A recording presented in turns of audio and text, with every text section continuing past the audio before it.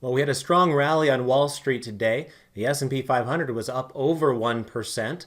Unfortunately, we continue to have bearish postures across the board despite today's nice bounce back. So we'll see what that means for us going forward. We had some controversy around the Brexit vote today. We had some companies reporting earnings after hours tonight: Applied Materials, Nvidia, JW Nordstrom.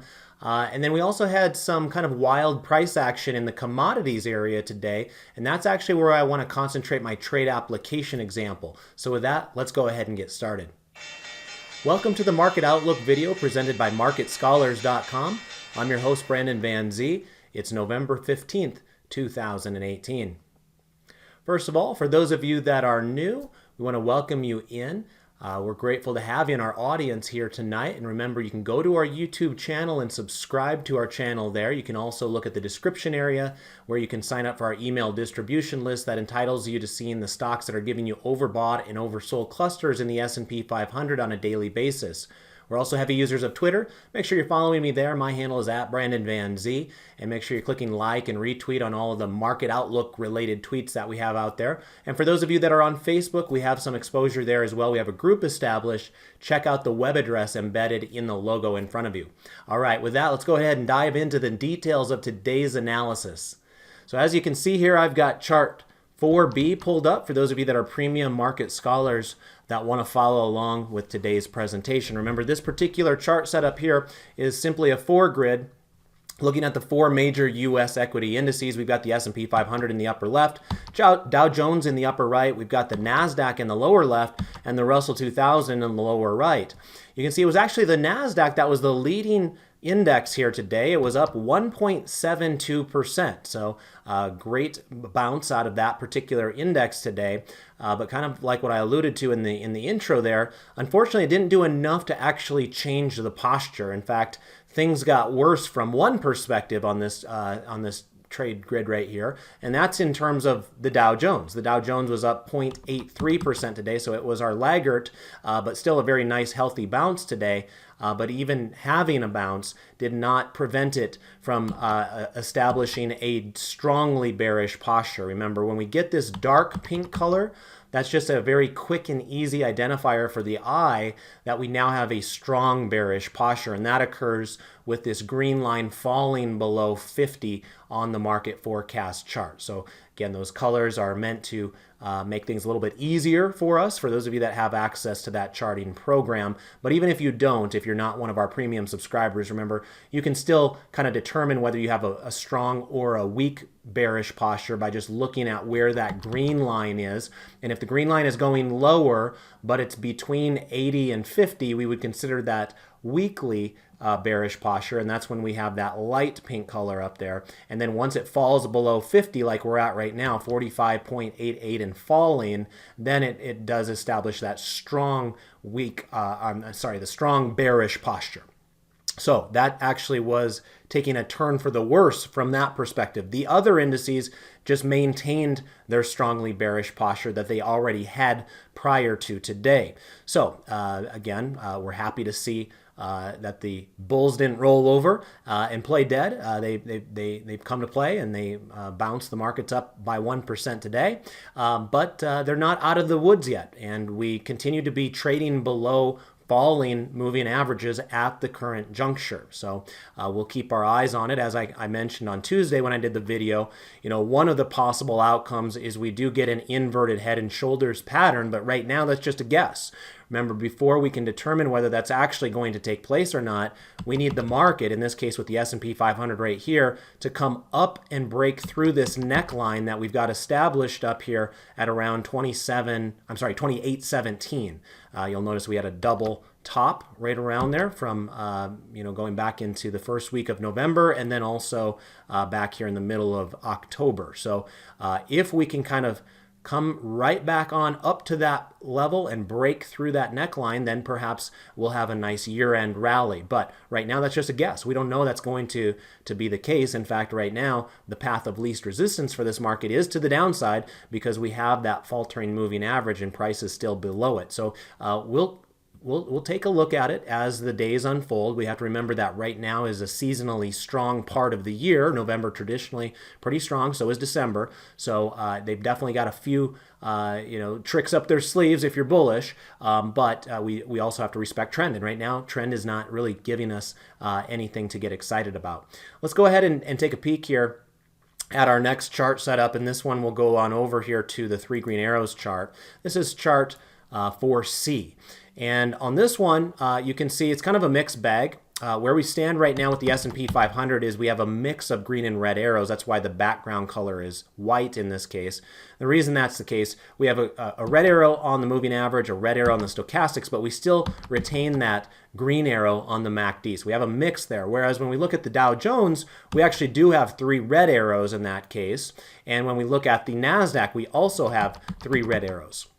When it comes to the Russell 2000, we actually got rid of our 3 red arrow condition as of today because the MACD put in a green arrow right there. So I think all of that is meant to let you know that this is not the best trending environment, either for the bulls or the bears. Remember, if it was very clearly 3 red arrows across the board and really ugly charts, that can present opportunities for bears as well. But this is more of a middling market. It's kind of just chopping sideways and trying to determine which direction it wants to go. There might be a slight bent towards the bearish side of the equation, but it's not an aggressively strong trend to the downside at this point. And of course, anything can happen, so we'll keep our eyes on the story there. But right now, it's more of a mixed bag rather than just an out-and-out bearish condition on this particular chart. As we take a look here at our next chart setup, this is going to be our 1040 crossover. I referred to this on Tuesday as well. The main takeaway on this one is we do have a bearish crossover here on the Russell 2000. Remember, this is our so-called death cross that you might have been hearing a lot of people talking about here recently. On this particular chart where we're using weekly candles, the orange line represents the 10-week moving average, the blue line represents the 40-week moving average, and so when the more sensitive line, the orange one, crosses down and below the less sensitive line, it produces that death cross. And you can see down below here with the MACD2 lines that we've established, when that black line is below the pink 0 line, it's basically telling you that we have a crossover that's taken place up here. So you can see on our other 3 indices, we have not officially received that crossover yet. So it's the Russell 2000 that remains our problem child. And remember, sometimes the Russell 2000 can be a leading index. At least that's how it's been taught previously. A lot of times, smaller cap stocks are more easily manipulated, so you can push them up and down faster and quicker. And therefore, when we have a big market move like we've seen here recently, it's usually the small caps that can lead that market. Let's go ahead and take a peek now at our intermarket analysis 12 grid. And as a reminder, when this pops up, these 12 different charts, the background colors of them will determine whether we have a bullish or bearish posture on them. And so as we take a look at this, the dollar has been front and center here recently, continues to be very, very bullish. This is the US dollar down below here. We're using UUP in this particular analysis, but remember, you can pull up the dollar versus an individual currency if you want to as well. But in this case, it's basically the dollar versus a basket of foreign currencies, and it remains very strong, and that applies negative pressure to something like commodities and something like foreign stocks and different things like that. So that's kind of the story of this current marketplace. Let's take a peek at our next 12 grid, which is going to be our foreign stock markets. And I mentioned the Brexit controversy in the intro here tonight, and so I wanted to take a peek at the United Kingdom. Notice that the United Kingdom was down today. It was down 0.59%. That continues to be in a downtrend with a bearish posture, according to that pink background color of the chart right there. So United Kingdom, not necessarily the best place to be hanging out, but a couple of the surprise areas that I noted on Tuesday when I did the video were India and China, and both of those continue to be strong. So I was surprised by them on Tuesday, and since then, both of them have gone up in both of the days since then. So in particular with India here, notice that when you look at EPI as your proxy, that we are now at a substantial level, meaning that we were up and over this candle from November 7th. So we are starting to form higher highs and higher lows on India. It's not quite as clean cut over here with the China chart, and we're using FXI for this. You'll notice that while we continue to have that bullish posture, that's why the background color is green, the price action of the candle is not up and over where it was trading on the 7th the way that it is for India. So it does appear that maybe there's a little bit more belief amongst trend traders that India can sustain this strength at the current juncture. But both of them are looking better than they had been looking. And Russia is our third of these foreign indices that continues to be bullish at this point as well. Let's take a peek now at our next 12 grid, which is the 4G 12 grid. This is our U.S. sectors 12 grid. And as it stands right now, we've only got a couple of bullish charts on the board. We've got the staples, which is XLP, something that we talked a lot about, as a matter of fact, in my question and answer session today. So hopefully we can get that posted for you here pretty quick. I know the recordings for our live trading rooms have been taking longer than they normally have, so we do apologize for that, but that's not something that we can control. It comes directly from WebEx, so that hasn't been posted yet, but by the time you're watching this Market Outlook video, if you are a premium subscriber, hopefully the question and answer session from today will also be posted. We talked a lot about staples in that particular class today, and their resilience and how they're viewed in times of stress, and some of the dividend opportunities within that area. So it's great to see the consumer staples remain green here. We also have real estate that remains with a bullish posture.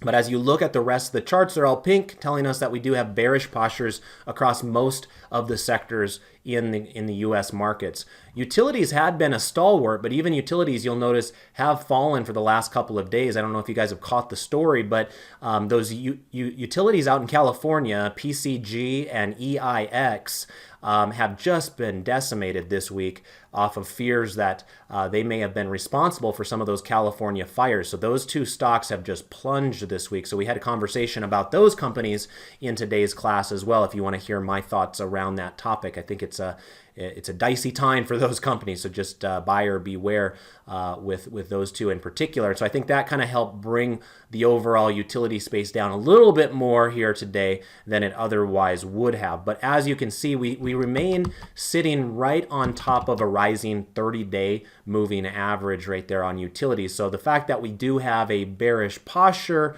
has to be also kind of taken into consideration with the fact that we are still largely in an uptrend with utilities. So I'm not really ready to write their utilities off yet. I still think they have some interesting relative strength at these levels. But for the most part, it's pretty tough sledding out there with a lot of these different sectors. Now, quick reminder for those of you that are watching these videos on our website, remember you can go to marketscholars.com and actually watch these videos directly on our website.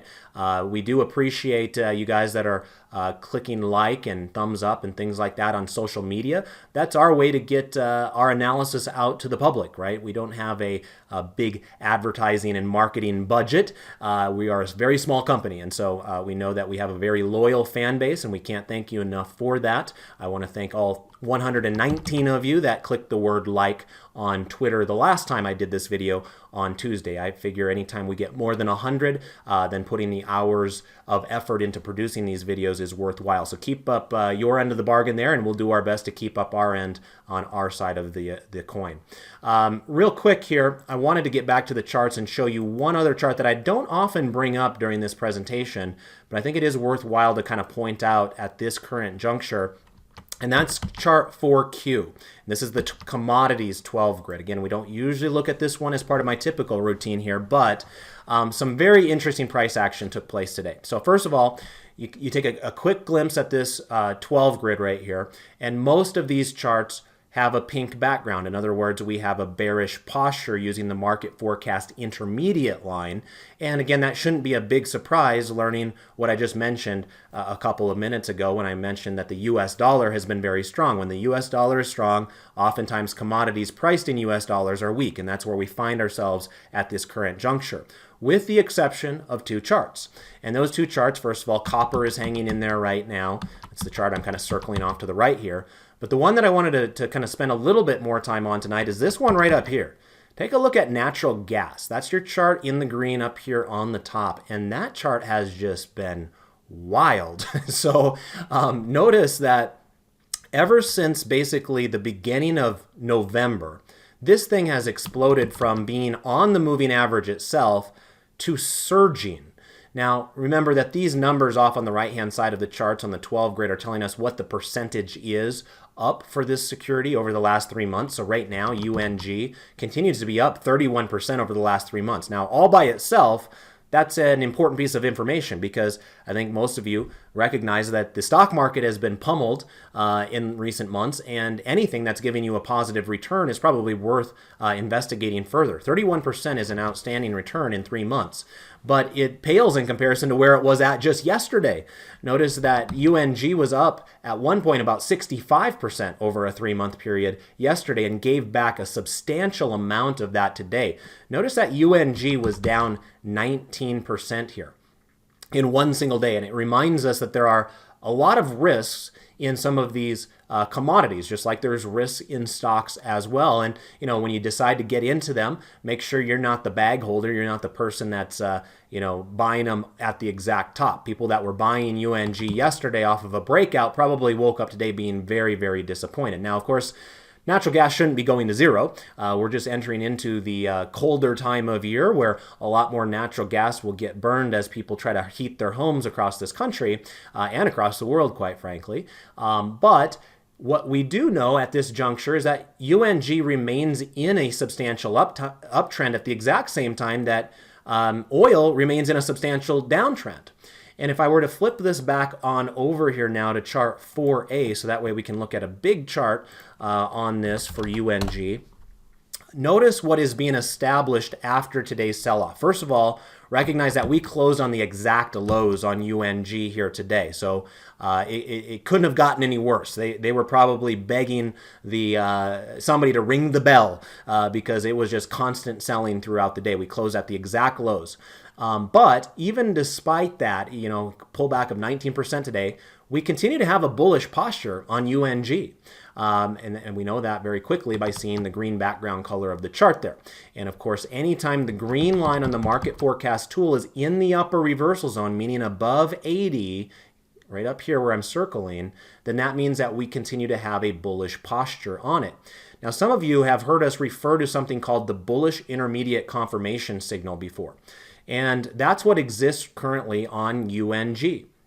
As you can see here, we've got the red line, which is the momentum line, in the lower reversal zone at the same time that we have a bullish intermediate posture. And so that's known as a kind of a bullish intermediate confirmation signal. It's a buy the dips mentality where you have a strong trend on your hands, but you're waiting for a dip to buy. Well, this is one heck of a dip. Usually you don't get a dip of 19% in one day, but that's where we find ourselves right now. Now, while the blue line is not technically part of the bullish intermediate confirmation signal, one thing that we've noticed over the years is that the signal oftentimes is better if the blue line falls between 50 and 20. And so that's where we find ourselves just by chance on this one as well. The near-term line, or the blue line, is at 47 right now. So again, that's not officially part of that trade setup, but it makes it maybe a more ideal candidate when we do see that particular setup as well. So what I thought we would do here today is sell a bull put spread on UNG. Now, again, this is not for the faint of heart. Any product that has the ability to move 19% in a day, whether it's up or down, is a very wild candidate. But the nice thing about having a wild chart like this is we oftentimes have really wild volatility as well, which can help us improve our odds or perhaps give us greater rewards depending on how we wanted to approach a credit-based trade like I'm going to show you here with the bull put spread. Notice that as I pull up UNG on the trade tab here, I'm going out to the December monthly contracts with 36 days left until expiration. Notice that the implied volatility is 84%. Yowzas. Remember that when the S&P 500 has an implied volatility of, let's say, 20 or 25, people start, kind of freaking out a little bit. So UNG is 85%. That's an extreme amount of volatility. And that means that we are taking on more risk as well. The question is whether the trade is worth the risk that we are assuming, and everybody's going to have a different opinion when it comes to that particular question. But generally, if we have enough wiggle room to be wrong, we might be able to establish a trade that's worthwhile from a credit perspective. So most of you know that when David and I do these credit spreads, what we're looking to do is find at least a 30% return on risk.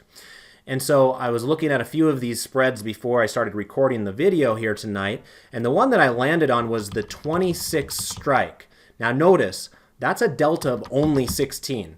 A lot of times with normal volatility products, we are selling the 30 delta in order to get a 30% return on risk on our credit spreads. So again, note that because we have extremely high implied volatility on the product itself, it allows us to have a better set of probabilities of success by pushing the possibility of us closing in the money way past where our normal range would be. So a lot of people will use delta to kind of gauge where do the market makers assume as far as a probability of success that a stock will close in the money. So what this is saying in this particular case is that market makers basically are pricing options right now with the assumption that there's only a 16% chance in their eyes that UNG closes below 26 on expiration day in 36 days. That's, again, a rough calculation, but it's a good way to at least establish the framework in your mind.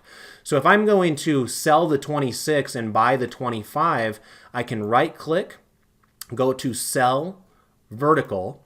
That loads up our trade down below. Now notice again, I'm selling the 26 put. So effectively what I'm doing by selling that put is I want this currently basically a $32 instrument to stay above 26. And then we're also going to buy a 25 put as part of that credit spread, just in case we're flat out wrong. It's kind of our built-in insurance hedge to a degree. And so a range of outcomes could occur. But there's really the difference between making money and losing money is whether you believe this $32 ETF will close down below 26 on expiration day. If you think that's a possibility, you're not going to want to take this trade. On the other hand, if you think that UNG remains strong while we go into our kind of heating season here, and you think that the strong trend that emerged here a few weeks or a few months ago in that product continues despite today's 19% pullback, then this should open up the door for a positive result in terms of performance. Because if the stock goes up, which is the current trend, then you don't have anything to worry about. You're way above 26. If it goes sideways, let's just say that hypothetically this thing closes exactly at 32 bucks in 36 days. Well, it didn't go anywhere. If you bought the stock today, you didn't make any money, but if you sold this put spread, you're good to go because that price is still well above 26. And the exciting part of this trade is if you're flat out wrong and this doesn't end up being bullish and it ends up being slightly bearish and this ETF falls from 32 to, let's say, down to 29 or 28, does the opposite of what you're thinking, it goes down when you thought it was going to go up, you're still going to make money in that situation because it didn't go down below 26. So it's not until you go below 26 where you're going to end up losing money on this trade. So as we look at this credit that we would receive for the $1 wide, as long as we're getting 24 cents worth of credit, that should be enough for a 30% return on risk. And remember, you can always calculate that yourself. Let me get my calculator out here and I'll show you how you can do that. Just click the confirm and send button once. That will then load up our order confirmation dialog box. And then you can use the max profit number. Now remember, I'm only exercising this with one contract here or giving you an example of only one contract, but you would need to position size according to your own account. The math works the same no matter how many contracts you're doing. So in this case, one contract, 26 bucks divided by 74 bucks, which is the max loss, means that our return on risk on this trade is 35%. So you've got a 35% return on risk, and you've got basically, let's call it almost a $6 per share wiggle room between your short strike of 26 and where the product is currently priced at about 32. So as we come back over here and look at the charts, to give you a sense of where 26 is on the chart, that's right down here. So in other words, you would have to give back this entire move that's taken place since late October right here, and you would be right back in this range of where it was trading back then before it just erupted higher. So if you think there's some sort of a stabilization between now and where it was trading here in late October, then this perhaps could be a trade that is worthwhile taking a look at. So let's go ahead and click confirm and send, review that one last time, and send that one in. Real quick before I shut down the recording tonight, I wanted to pop on over here and review what was going on with NVIDIA, because NVIDIA did report earnings tonight after the bell, and it is getting clobbered after hours. This has been kind of one of the darlings of the tech world in the last few years. In fact, for a couple of those years, it was the #1 performing stock in the S&P 500. But when we get into an era like this where money is seeking safety over growth, we are finding that stocks like NVIDIA are getting blasted. And you can see that this stock closed today's session at $202. It is currently trading down at $170 after hours. So in other words, it's down about $30, $31, $32 per share after hours. That's a really, really ugly drop. That's a 15% drop according to the headline that I'm seeing over here. So that may throw some cold water on that NASDAQ rally that we saw here today. There were a couple of others that reported after hours tonight as well. AMAT, another big tech company, semiconductor equipment company, it's down as well. Notice that it closed at $35 here today in the normal session. It's currently trading down $3 per share, so another rough hit there out of AMAT. And then JW Nordstrom's, JWN is the ticker symbol. There we go. It's getting beat up as well. And of course, that's not a tech stock, but it's in the retail discretionary space. It closed the day at about $59. It's trading down there closer to 53 after hours. So unfortunately, according to those three stocks that reported earnings after hours here tonight, it's not going to necessarily lead to a robust open tomorrow morning unless we get news from around the world before then. So anyway, be aware of some of those earnings reports as well. All right, well, I want to thank you for joining me here tonight. Always a pleasure to go to work for you. Remember that this is a market that did go up today, but we remain kind of a little bit more hesitant. We still have bearish postures. We still have defensive sectors outperforming more cyclical sectors. And so it's not necessarily the rosiest of market environments right now, but it was also good to see that the bulls didn't just roll over. So perhaps they're working their way towards some stability here, but at this current juncture, probably pays to remain a little bit more cautious than you normally would. So with that, I want to wish you all the best with your trades and your investments. Goodbye for now.